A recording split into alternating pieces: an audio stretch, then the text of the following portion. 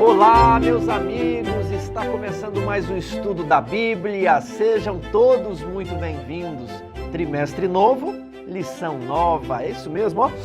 Cheirinho de novo. Esse é o nosso novo guia de estudos, Descanso em Cristo. Ele pode ser adquirido na CPB, no site da Casa Publicadora Brasileira. Ele vai nos dirigir o estudo da Bíblia pelas próximas 13 semanas. Vamos estudar o tema do descanso, da paz, descanso em Cristo. E você, professor, professora, aluno, aluna, vocês todos são nossos convidados.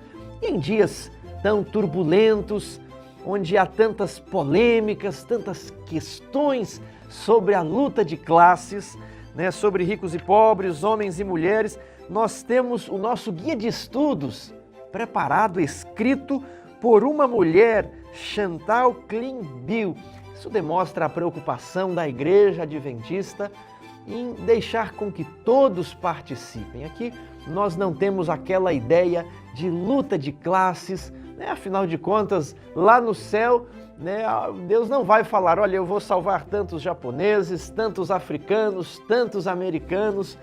E há algumas pessoas que têm essa noção de luta de classes, se fossem ao céu, elas reclamariam com Deus, Senhor, tem menos representatividade aqui de homens, menos representatividade de mulheres, o Senhor salvou mais africanos, menos africanos, mais europeus, mais chineses, mais minorias, menos minorias, mas para Deus todos são iguais, porque Deus não faz acepção de pessoas, Deus não enxerga os homens pelas classes. Ali o Apocalipse traz muito claro, dizendo que todos, o escravo e o livre, os ricos e poderosos, mas também o homem pobre, todos comparecerão perante o grande juiz.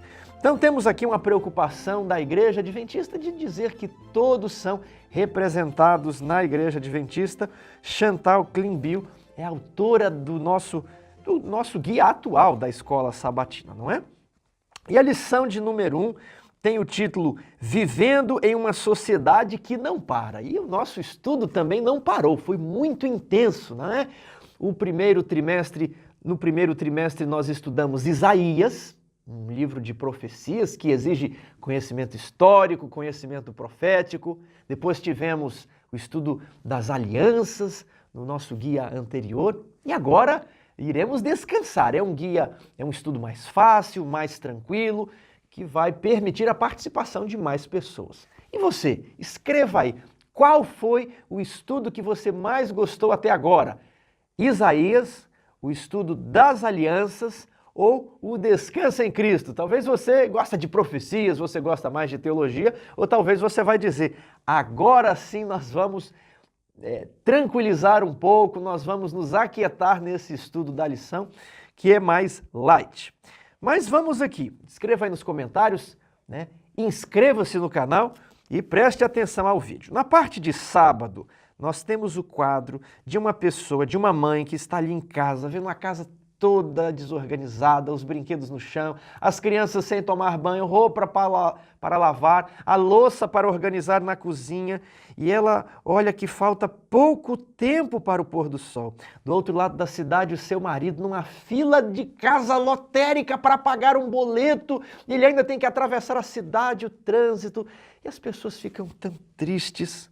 Será que vai ser sempre assim? A vida não deve se resumir a isso. Nós precisamos descansar, nós não podemos continuar assim. Como podemos, então, encontrar descanso em meio a tanta agitação? Essa é a reflexão que a lição está propondo. Às vezes somos bons de teologia, trazemos o tema, debatemos, mas precisamos descansar em Cristo. A nossa vida também deve estar em paz. Exaustos e cansados, parte de domingo. Leia Gênesis 2, 1 a 3. Porque Deus criou um dia de descanso antes mesmo que alguém ficasse cansado. E aqui nós temos Gênesis 2. Assim, pois, foram acabados os céus e a terra, e todo o seu exército. E havendo Deus terminado no dia 7º a sua obra que fizera, descansou nesse dia de toda a sua obra que tinha feito. E abençoou Deus o 7º dia e o santificou, porque nele descansou de toda a obra que como Criador fizera. Deus se cansa? Não. Porque ele descansou? Para nos dar o exemplo de que nós também precisamos descansar, para que nós não nos esquecêssemos de que é Ele quem cria todas as coisas, para que nós não andássemos ansiosos pelo que havemos de comer e de beber. Quem fez o homem? Quem fez a comida? Quem fez o universo? Foi Deus, e Ele conhece todas as nossas necessidades.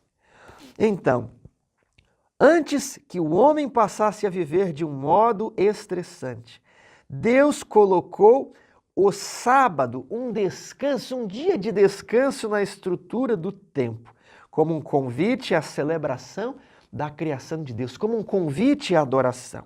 Mas a impressão que nós temos é que cada dia estamos mais cansados. Hoje há tantos dispositivos que nos ajudam a economizar o tempo, e nós deveríamos estar menos cansados, deveria haver mais tempo. Só que a impressão que temos é de que sempre andamos atrasados. Qual que é o problema? Onde que está o erro? Pesquisas mostram que dormimos menos e que muitos dependem da cafeína para continuar as suas atividades. Temos telefones celulares mais rápidos, computadores mais rápidos, conexões de internet mais rápidas, mas parece que nunca temos tempo suficiente. Eu lembro que quando era criança, meu pai comprou um computador, parece que demorava meia hora para ligar. E a gente estava tudo muito bom. E aí depois veio um outro computador que demorava metade do tempo para ligar. E nós já achávamos que ele estava demorando. E hoje, quando apertamos o botão para ligar o celular, para ligar o computador, a gente já fica impaciente, ainda não ligou. E nós esperávamos ligar no passado, né? Antigamente as mulheres tinham que ir para a beira do rio lavar roupa. Hoje elas colocam tudo na máquina de lavar. Tem máquina que lava e seca, e daqui a uns dias, quem sabe, vão inventar uma máquina que lava, seca e passa. E onde vai ficar o tempo que antes nós gastávamos nessas atividades? A questão é a sua prioridade. A questão é o seu foco. O que você faz com o seu tempo livre? Se você não tem o foco no descanso em Cristo, se o seu foco não está em buscar as coisas eternas, você sempre andará atrasado para os temas espirituais. Porque a cada vez que um dispositivo eletrônico lhe poupa tempo, a cada vez que você compra um eletrodoméstico mais veloz, aquele tempo liberado, ele é empregado na busca da vontade humana, para suprir os seus anseios terrestres e não para suprir as suas necessidades espirituais. Então é uma questão de foco. Todos possuem 24 horas. E Deus deu um tempo para tudo debaixo do sol. Quando então você tem um tempo livre, como você ocupa esse tempo? Você pode chegar em casa após o trabalho, ligar a televisão, né? Você pode decidir preparar uma comida mais sofisticada, e você pode navegar na internet e pode não sobrar nenhum tempo para a oração e para o estudo da Bíblia. Mas se você chegar em casa e disser assim, o meu foco é a harmonia e a comunhão com Deus. As outras coisas esperem. A minha prioridade é o descanso em Cristo. Por que é importante descansar? Aqui há vários versos. Marcos 6. Vinde repousar um pouco. Salmos 4:8, em paz me deito e logo pego no sono, pois só tu, Senhor, me faz dormir tranquilo. Nós precisamos descansar para tomar um fôlego, tanto nós, nossos filhos, e a Bíblia diz, os animais. Moisés deu a lei ao povo e estabeleceu que, no ano 7º, até a terra, que é um objeto inanimado, deveria descansar. O Criador sabia que precisaríamos de descanso e essa será a nossa reflexão pelas próximas semanas. Segunda-feira, falta de ânimo, porque muitas pessoas se sentem desanimadas. Elas dizem, hoje eu estou deprimido. E o desânimo e a depressão têm sido a doença desse século. Os nossos pais trabalhavam de 5 horas da manhã até 9 horas da noite, quando eles se deitavam e dormiam. E eles eram felizes, Mas a nossa geração, que tem muitas horas mais dedicadas ao lazer e ao descanso e ao divertimento e ao entretenimento, está deprimida, não encontra alegria. E nós olhamos para os nossos pais que trabalhavam de manhã até de noite e eles eram felizes, porque a atual geração é desanimada, não encontra paz em nada, começa uma coisa e logo desiste. E aí começa a outra e desanima, e começa mais a outra e não leva até o fim. A nossa geração é inquieta. E eu comprei há pouco tempo este livro, Imitação de Cristo, escrito por Tomás de Kempis. É um livro muito antigo, talvez tenha aí uns 500 anos, né? Foi escrito há muitos séculos e eu não terminei de ler, estou no início e estou gostando bastante. E aqui há um capítulo que tem o seguinte título: Das afeições desordenadas. 1. Todas as vezes que o homem deseja alguma coisa de maneira desordenada, começa a sentir-se inquieto. O soberbo e o avarento nunca têm descanso. O pobre e o humilde de espírito vivem em muita paz.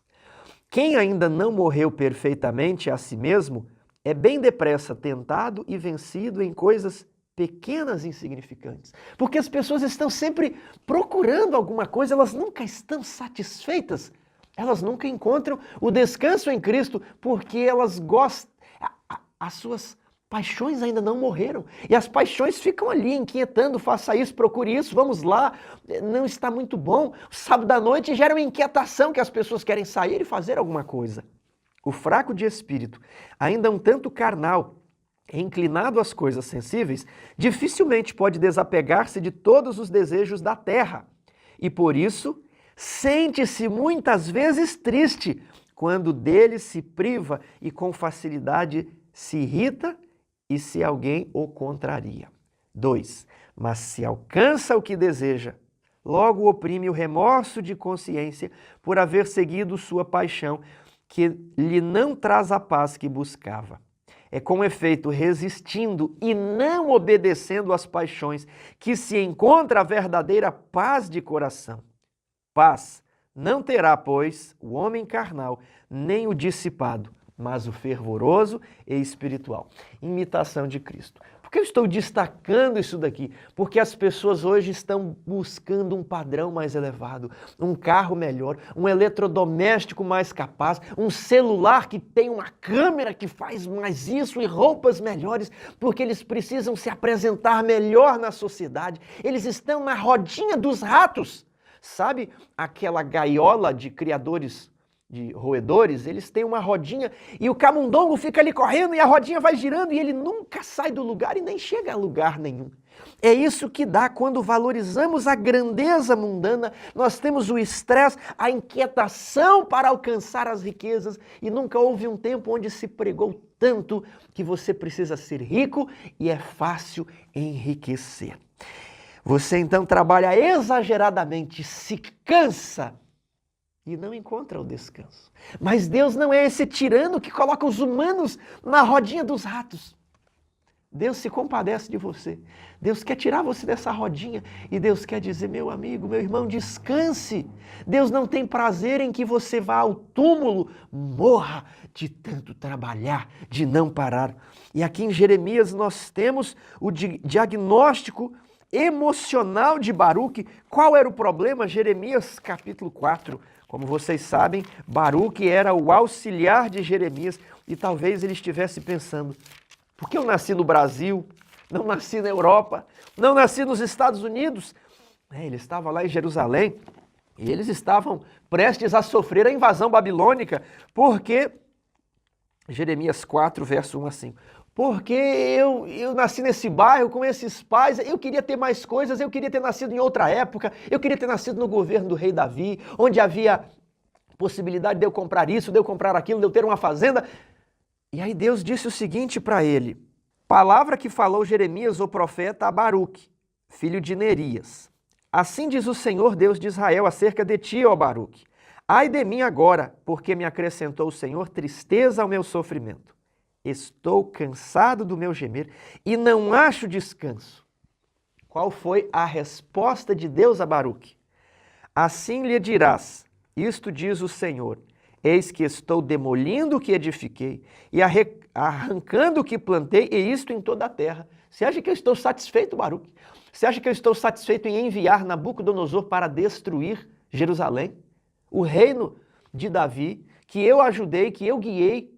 Você acha que eu estou satisfeito de destruir o meu povo? E você, Baruque, procuras a grandeza? Não as procures, pois eis que trarei mal sobre toda a carne, diz o Senhor. A ti, porém, eu te darei a tua vida como despojo, e em todo lugar para onde fores. Será que isso não se aplica a nós de alguma forma? Nós estamos reclamando porque os governantes são perversos, corruptos, porque os juízes dão a causa ao ímpio. Nós estamos reclamando porque os homens só pensam em enriquecer e estão destruindo o meio ambiente. Nós estamos reclamando porque isso e por causa daquilo. Mas a mensagem de Deus é a mesma, não procures tua grandeza. O propósito não é que você fosse um grande homem rico no mundo. Deus há de abençoar você, existem promessas de prosperidade. Mas ele vai destruir o que ele criou. E nós procurando a grandeza, nós nos estressando e não buscando a paz em Cristo para sermos grandes neste mundo. Aqui que está a questão. Quando o homem constrói muitos celeiros e a voz diz, louco, esta noite pedirão a tua alma e o que tens preparado em depósito? Ele não tinha nada além de riquezas terrestres. Podemos ter as riquezas terrestres desde que busquemos em primeiro lugar a Deus, o reino de Deus e a sua justiça. Você está entendendo? Então Deus vai destruir todas as coisas, mas como a Baruque, ele diz a mim e a você, eu darei a sua vida como despojo. Fique satisfeito, fique tranquilo. Quando Nabucodonosor entrar aí, você não vai morrer. Será que nós temos certeza de que Deus está ao nosso lado em qualquer situação? A pergunta é a seguinte, será que nós estamos do lado de Deus?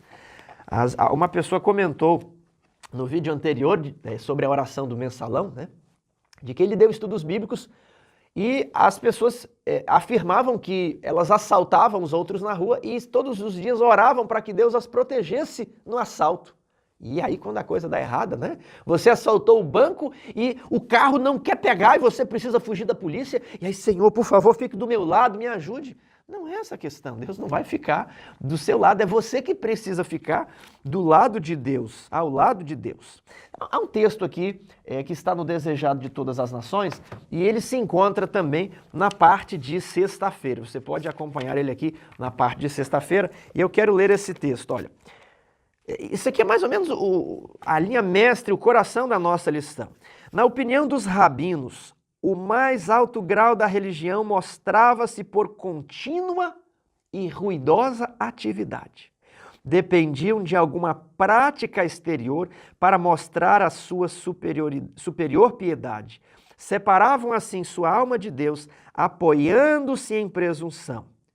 O mesmo perigo existe ainda hoje. Os fariseus e os rabinos e os saduceus, né, eles tomavam o seu banho, faziam as suas purificações, os seus votos, os seus muitos sacrifícios, as suas muitas leis humanas que estão no Talmud, que estão na Mishnah, que foram preservados nessas obras, muitos programas e orações especiais, orações em pé, e oração ali, oração, sabe, aquela atividade intensa, aquela programação muito florida, e no sábado à tarde tem reunião de... Meu querido amigo, eu já estou falando de lá e aplicando para os nossos dias. Será que nós não corremos o mesmo perigo de pregar a outros e nos esquecermos dos nossos filhos? Eu tenho 3 filhos e todas as vezes que eu ia para um treinamento da igreja e nós informamos ali com quem estamos estudando, eu ficava, puxa, eu só estou estudando com um. Aí outro dia estava dando 2 estudos e aí eu não estava mais com nenhum estudante, eu pensei, puxa, eu não estou com nenhum estudante. Eu não conto a questão do nosso ministério aqui, mas eu estava querendo dar um estudo. Nós precisamos, todos precisam dar um estudo bíblico presencial. Então eu me esforço para tentar fazer isso também. E eu pensei assim, mas estou dando 3 estudos bíblicos lá em casa. Os meus filhos também precisam aprender. Daniel, Apocalipse, as dúvidas. Daqui uns dias eles serão batizados. E eu preciso me concentrar na minha família. Agora, Muitas vezes estamos preocupados em evangelizar o mundo e não conseguimos ler a nossa Bíblia no fim de semana. Na sexta-feira é o ensaio do coral, é o ensaio do conjunto, é a lição da escola sabatina, aí no sábado de manhã é a reunião dos anciãos, sábado à tarde treinamento, comissão da igreja, ensaio disso, ensaio daquilo, treinamento, reunião, e no domingo é mais isso e mais aquilo. E nós às vezes passamos o fim de semana só fazendo orações na igreja. Senhor, muito obrigado por essa programação, nos abençoe. E aí aquilo emenda com a semana de oração, emenda com mais não sei o quê. E nós não conseguimos ler o espírito de profecia, não conseguimos abrir o desejado de todas as nações. E aqui Jesus tem um capítulo que diz assim: vinde e repousai um pouco. É nesse capítulo que nós estamos lendo. Na opinião dos rabinos, o mais alto grau da religião mostrava-se por contínua e ruidosa atividade. Campal, ali, programa aqui, e você vai participando de tudo aquela agenda frenética. E daqui uns dias, você já viu esse quadro, de repente a pessoa sai da igreja, porque só estava casca, participando dos rituais, mas ela não se alimentava diariamente, não tinha o seu momento de oração, ela não era nutrida, ela ficou desnutrida, de repente saiu da igreja. O mesmo perigo existe ainda hoje. À medida que aumenta a atividade e os homens são bem-sucedidos em realizar alguma obra para Deus, há risco de confiar em planos e métodos humanos, vem a tendência de orar menos e ter menos fé. Como os discípulos, arriscamos-nos a perder de vista nossa dependência de Deus e buscar fazer de nossa atividade um Salvador. Eu mereço o céu porque eu participo disso, porque eu vou no culto de quarta-feira, porque eu ajudei na semana de oração, porque eu canto no coral. Nenhuma outra vida já foi tão assoberbada de trabalho e responsabilidade como a vida de Jesus. Todavia, quantas vezes ele estava em oração? O nosso capitão, o nosso mestre, o nosso rei, aquele a quem nós devemos imitar, nunca estava atrasado, nunca andava apressado, porque ele sempre estava no tempo. E eles sempre encontravam um tempo para orar. Nós devemos imitá-lo. Em Cristo, o grito da raça humana chegava até o Pai, de infinita piedade. Como o homem suplicava ao trono de Deus, até que sua humanidade fosse de tal modo carregada com a corrente celestial que pudesse estabelecer ligação entre a humanidade e a divindade. Mediante contínua comunhão, recebia vida de Deus, de maneira a poder comunicar vida ao mundo. Que bonito, Jesus! Não, calma aí. Sua experiência deve ser a nossa. Nós também podemos receber ricos fachos de luz vindos do trono de Deus, de modo que a nossa humanidade se comunique com a divindade, de modo que o Espírito Santo se tornará a natureza divina habitando em nós. Seremos coparticipantes também nós da natureza divina, porque Jesus dizia: eu de mim mesmo nada posso fazer, tudo eu faço pelo Pai. Assim também sua experiência deve ser a nossa, o desejado de todas as nações. Apenas dei continuidade ao texto que estava na sexta-feira. Isso aqui é o coração da nossa lição. Terça-feira, definição de descanso no Antigo Testamento. Tiago, aqui é uma parte mais técnica.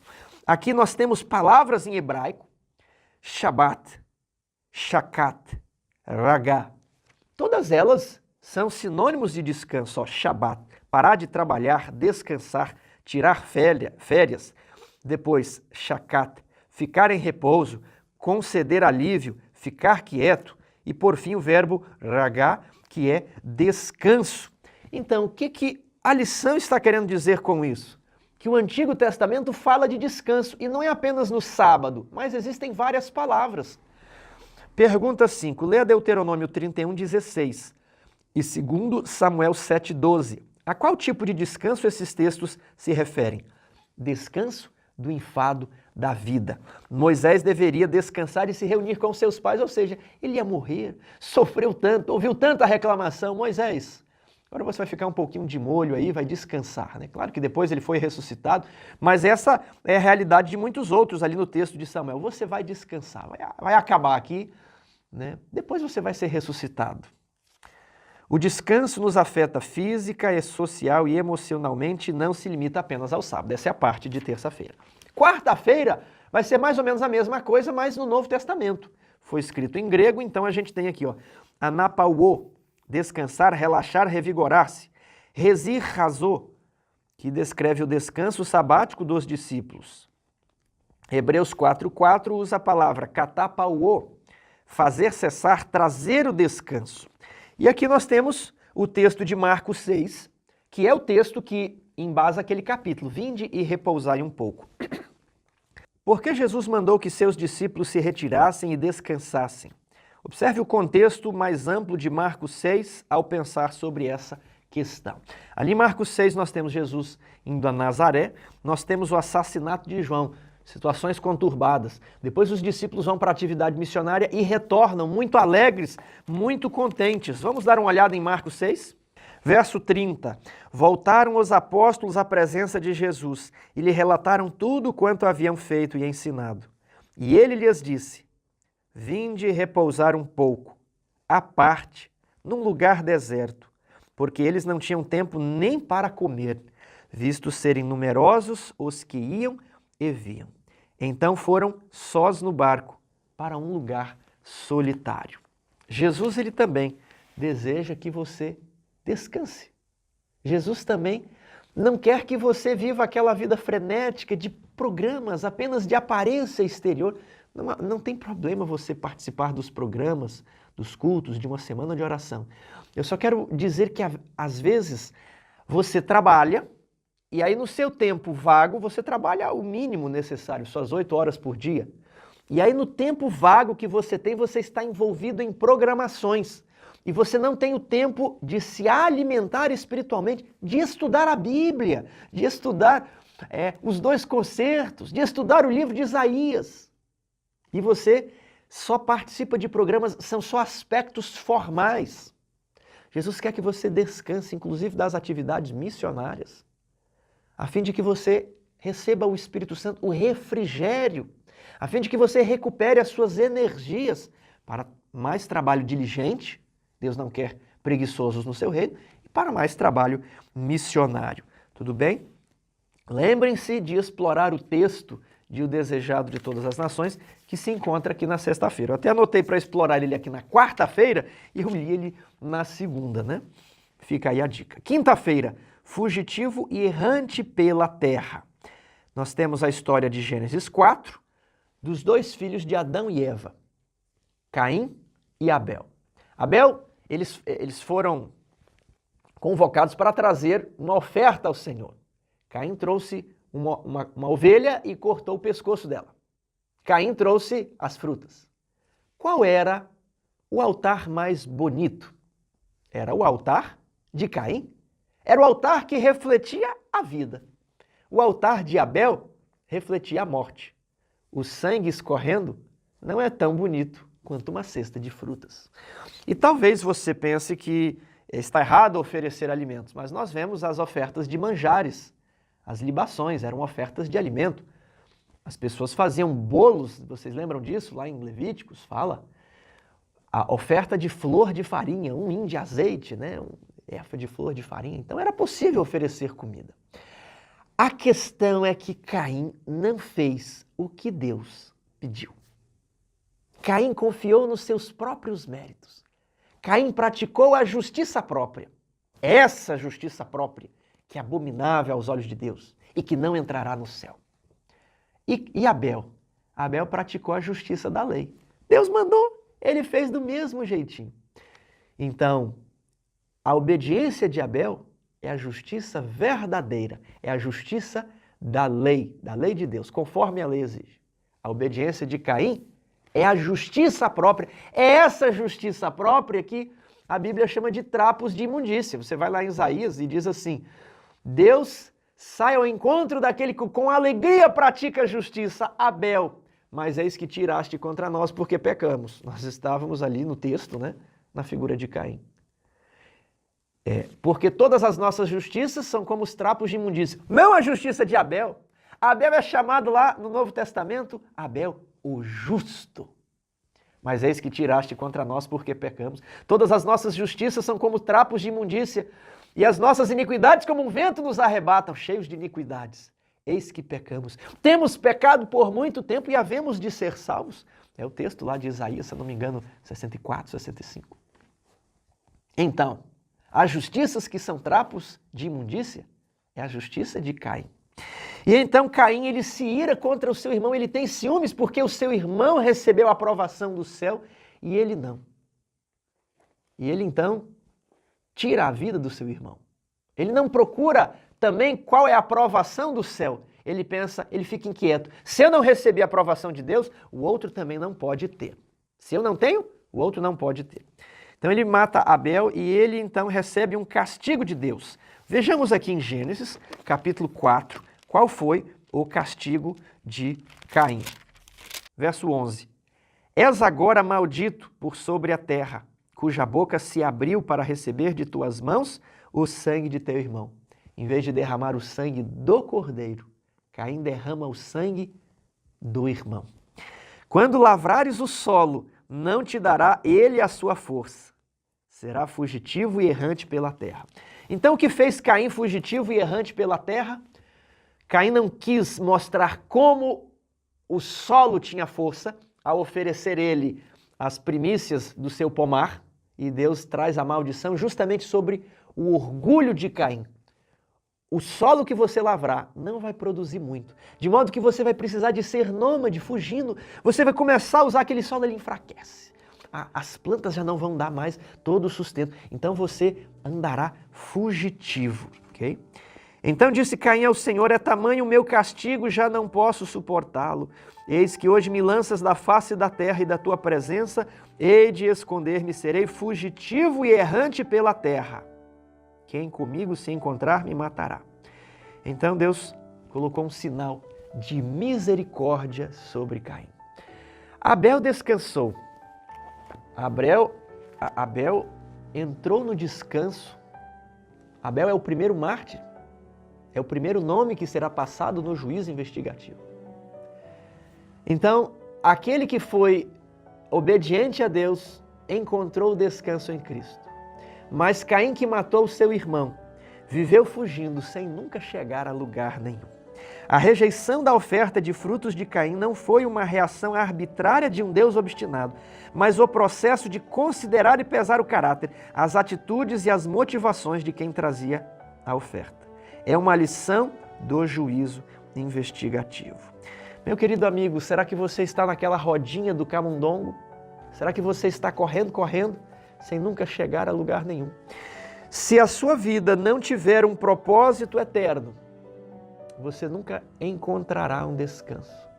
Se a sua vida não for como a do justo Abel, você vai gastar os seus anos fugindo como Caim. Qual caminho você prefere?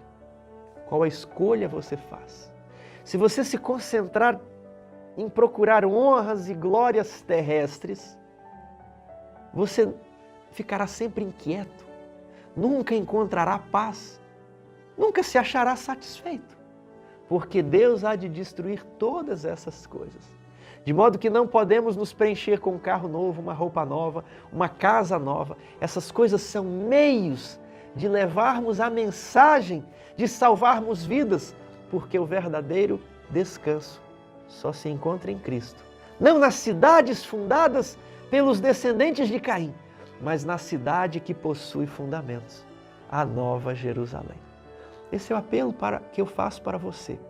Trabalhar não pela comida que perece, mas pensando, tendo a prioridade e o foco no descanso eterno após a volta de Jesus.